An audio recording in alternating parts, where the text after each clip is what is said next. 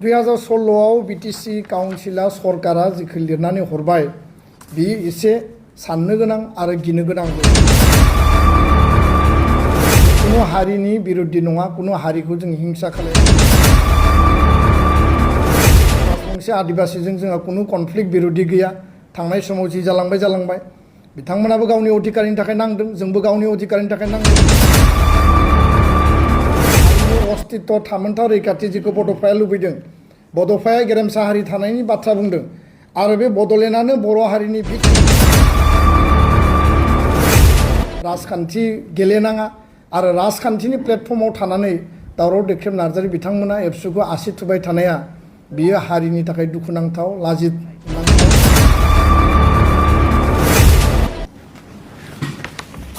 आंनियाव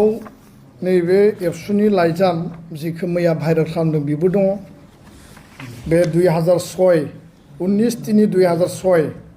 बेयाव रिजोलिउसन एक्ट रिजोलिउसन 2 आरो 8 जुलाइ 2016 बेयाव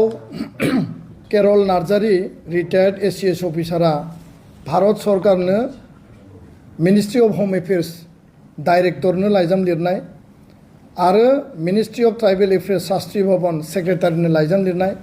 रिगार्डिं granting of ST status to the Adivasi and कोस्ट राजबंशी कम्युनिटीज अफ आसाम बिदि होननानै बेयाव लिरदों जे बेखौ बिटिसि बै समनि 2016 जायफोरा सरकाराव दङमोन बे काउन्सिलनिफ्राय भारत सरकारनि Nadal department ministry of home affairs बिनि डाइरेक्टर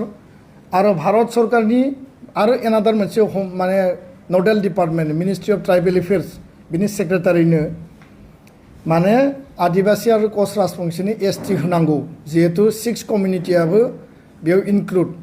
आहम मरान मटक आरो सुथिया आरो बिटिआरआव बड'लेण्डआव आहम नङा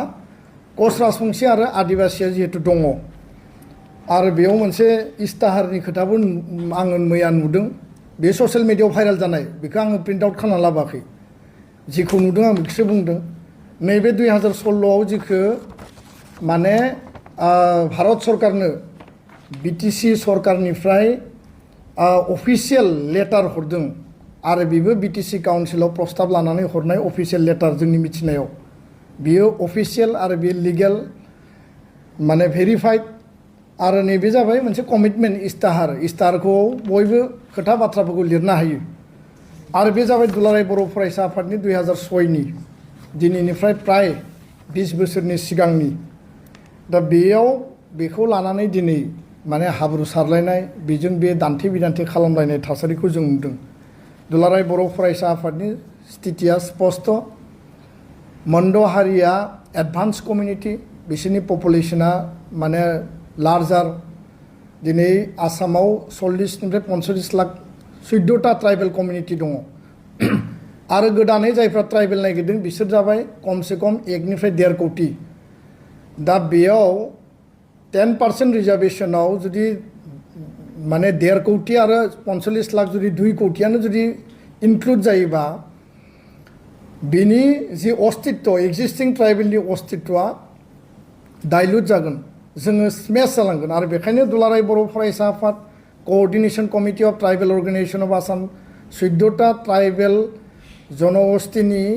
19टा ट्राइबेल अर्गेनाइजेशन आरो ट्राइबेल संघ जों ज'है सिद्धान्त लाखानाय दङ जे कुनु बिनिमयाव कुनु कारनाव थाखानाय एसटीखौ खहा खालामनानै थाखानाय एसटीनि रिजार्भेशनखौ कन्स्टिटिउसनेल पलिटिकल राइटखौ डाइभार्ट खालामा डाइल्युट खालामनानै गोदानै जाहाथे एसटी होनाय जाया बिथांमोना दिनै कन्स्टिटिउसनेल आरो पलिटिकल राइट बिदों इकनमिक माने एडभान्समेन्टनि बाथ्रा साख्रि बाख्रिनि बाथ्रा बिथांमोननो मा स्टेटास होयो मा केटेगरि होयो भारत सरकार आसाम सरकारनि खोथा किन्तु थाखानाय ट्राइबेलफोरनि एक्जिस्टिं ट्राइबेलनि कुनु खहा कुनु क्षय क्षति जायाबासिनो बिथांमोननो मा सलुसन होयो जोंहा बुंनो गोनां गैया किन्तु एक्जिस्टिं ट्राइबेलनि खहा जानाय बा ट्राइबेल हिसाबै बिथांमोनखौ स्टेटास होनानै खहा खालामनायखौ जोङो गनाया बे खोथाखौ CC2नि ट्राइबेल संघनि मजियाव सिद्धान्त लानाय दङ भारत सरकारनिबो बुंनाय दङ आरो मोनद' हारिनि जायफोर अर्गेनाइजेशन दङ बिथांमोनखौबो जोङो टाइम टु टाइम लोगो मोनोब्ला जोङो बुंदों आरो दुलाराय बर' फरायसा आफादनि नैबे 2006 सनाव बेयाव जि बुंदों बे सिटुएशना आलादामोन बे सिटुएशना जाहैबाय जे बिथांमोना बिटिसि एकर्ड जानायनि सिगां बड'लेण्ड आन्दलनाव कच राजबंशीयाबो बा आक्रासुआबो बा बिथांमोननि आफादफ्राबो मदद होदों समर्थन होदों बड'लेण्ड आलादा रायजोआव बड'फानिफ्राय लानानै 2003 एकर्डसिम आरो बै समाव नीरेन राय बिथांमोनानो नेतृत्व लादोंमोन बिश्वजित रायमोना नेतृत्व लादोंमोन आरो बेखायनो मोनसे बुजाबुजिनि आधाराव थाखानाय एसटिनि खहा जायाबासिनो कच राजबंशीया मा मर्यादा मोनो बेयाव जोंहा बुंनो गोनां गैया होननानैसो एबसुनि बे माने बुजाबुजि आक्रासु आरो एबसुनि बै समनि आफादगिरि रोनगोरा नार्जारी आरो बै समनि आक्रासुनि आफादगिरि बिश्वजित राय बिनि गेजेराव मिउचुएल मोनसे आन्डारस्टेन्डिं जादोंमोन जे बर' आरो कच राजबंशी जिहेतु इन्डिजिनियास बिनि गेजेराव जाहाथे कुनु कनफ्लिक्ट जाया जों कनफ्लिक्ट जानानै रायजो जानो नागिराखै बेसो बिनि स्पिरिटमोन आरो बे स्पिरिटआ स्पस्ट किन्तु नैबे 2016आव बिटिसि काउन्सिला सरकारा जिखौ लिरनानै हरबाय बे एसे साननो गोनां आरो गिनो गोनांबो कारन सरकार मोनसेया जेरै दा आसाम सरकारा बै समाव तरुण गगैनि समाव लिरनानै हरदों जे माने ग्रुप अफ मिनिस्टारनि रिपर्ट हिसाबै आसाम सरकारा एनअसि हरदों थाखानाय एसटिखौ खहा खालायाबासिनो भारत सरकारा मोनद' हारिनो माने मर्यादा होनांगौ होननानै लिरनानै हरदों थाखानाय एसटिखौ खहा खालायाबासिनो दा आथिखालनि गिबि मन्थ्रिया बुंबाय थादों जे थाखानाय एसटिखौ खहा खालायाबासिनो एसटि होनाया सम्भब नङा बेखायनो ग्रुप अफ मिनिस्टारनि रिपर्टआ नभेम्बराव फैगोन आरो बिनि उनाव एसेम्ब्लियाव पास खालामनानै दिल्लीयाव हरगोन होननानै दा बेफोर खोथाफोरा माने कन्ट्राडिक्टरि बेखायनो बिटिसि काउन्सिला थांनाय 2016आव जि लेटारखौ भारत सरकारनो हरदों सोरबा सोरबा बुंनो नागिरो जे बिटिसिआ माने दावराव देख्रेब बिथाङाबो बुंदों बिटिसिआ लिरना हरबानो जाया क्राइटेरिया नांगोन माबा नांगोन क्राइटेरिया नांगौ बेखौ आरजिएआ मिथिगोन हम मिनिस्ट्रिया मिथिगोन ओरै नोङो ट्राइबेल एफेयार्स मिनिस्ट्रिया मिथिगोन जों बयबो मिथिगौ क्राइटेरिया नांगौ किन्तु नोङो गावखौनो आत्मसन्तुष्ट लानायनि बाथ्रा गैया जों कुनु हारिनि बिरुद्धि नङा कुनु हारिखौ जों हिंसा खालाया कच राजबंशी आदिबासीजों जोंहा कुनु कनफ्लिक्ट बिरुद्धि गैया थांनाय समाव जि जालांबाय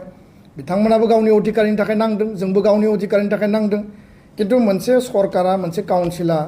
जाय सरकारानोखि बड'लेण्ड दाबिनानै बिटिसि मोनबाय बिटिआर मोनबाय मोनसे समाव बिएसि एकर्ड जाबाय दा बेयाव बिथांमोना अफिसियेल लेटार हरनायासो साननो गोनां जादों दा बिदि खेंफोरथिखौ बिथांमोना होगोन जाय सरकार सालायदोंमोन बै समाव जोंहा बिनि सायाव बुंनो गोनां गैया दा बेखायनो बेफोरखौ लानानै हारियाव कनफ्लिक्ट जानाङा हारिनि अस्तित्व थामोनथा रैखाथि जिखौ बड'फाया लुबैदों बड'फाया गेरेमसा हारि थानायनि बाथ्रा बुंदों आरो बे बड'लेण्डआनो बर' हारिनि भिटि बे भिटिखौ जोङो सोरबा माने बांलादेशिनो जों सोरबा माने नोङो इलिगेल एनक्रचारनो जों सोरबा गुबुन हारिनो जुदि जोंनि अधिकारखौ डाइल्युट खालामनानै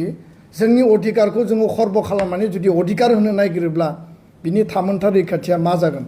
दा बेयाव राजखान्थि जानाङा राजखान्थि गेलेनाङा आरो राजखान्थिनि प्लेटफर्माव थानानै दावराव देख्रेब नार्जारी बिथांमोना एबसुखौ आसि थुबाय थानाया बियो हारिनि थाखाय दुखुनांथाव लाजिनांथाव आरो जोङो बेखौ लानानै गोथौयै दुखु मोननाय फोरमायो आरो बिथांमोना बेफोर खोथाफोरखौ बेफोर नाटक आरो बेफोर लेथ्रा राजनितिफोरखौ दावराव देख्रेब बिथांमोना खालामबाय थानाया हारिनि थाखाय हारिनि अस्तित्व बड'फानि जे मान मर्यादा बड'फानि जे थामोनथा रैखाथिखौ जेब्लाबो आघात होयो आरो बे आघात होनायखौ जों मालाबाबो लुबैया हास्थाया आं बेखौ स्पष्ट बुंबाय गोजोन्थों।